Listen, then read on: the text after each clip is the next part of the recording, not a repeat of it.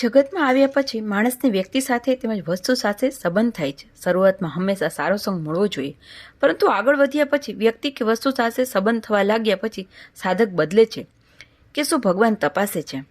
એક રાજા પોતાના મહેલની અટારી પર બેઠો હતો. ત્યાં એક પોપટ આવ્યો. તે પોપટ ઝાડની ડાળી પર બેઠો અને ગાળો ભાંડવા લાગ્યો. થોડીવાર પછી એ પોપટ ત્યાંથી ઉડી ગયો અને બીજો પોપટ આવ્યો.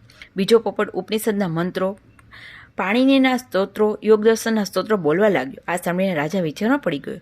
રાજાએ પોપટને પૂછ્યું કે હે પોપટ, તું સારા સારા મંત્રો બોલે છે, પરંતુ થોડીવાર પહેલા એક પોપટ આવ્યો હતો, તે ગાળો બોલતો હતો. આનું કારણ શું? પોપટે કહ્યું, ન ચાસ્ય દોષો ન ચ મહગુણો વ સંસર્ગભ દોષ ગુણો ભવંતી.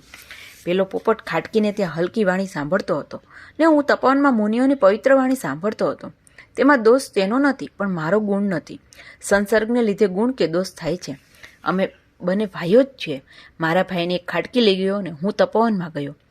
જન્મીને તે ગૌ મારા રક્ષક ખાટકીને તે ગયો. તેથી સવારના પ્રહરે પણ તેને હલકી ભાષા અને ગાળો સાંભળવા મળતી હતી.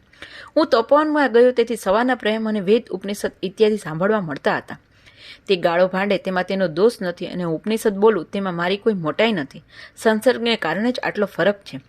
કહેવાનું તાત્પર્ય એ છે કે જેવો સંગ મળે તેવો માણસ થઈ જાય. ખરેખર આ જગતમાં સૌથી છેલ્લા માણસને પણ સારો સંગ થાય તો તેમનું જીવન બદલાઈ જાય. માનવી જીવનમાં સંગ બહુ મોટો ભાગ ભજવે છે, પરંતુ દુઃખની વાત એ છે કે સારા માણસો છેલ્લા માણસ સુધી જતા જ નથી. તેઓ પોતાના કુંડાળામાંથી બહાર નીકળતા જ નથી.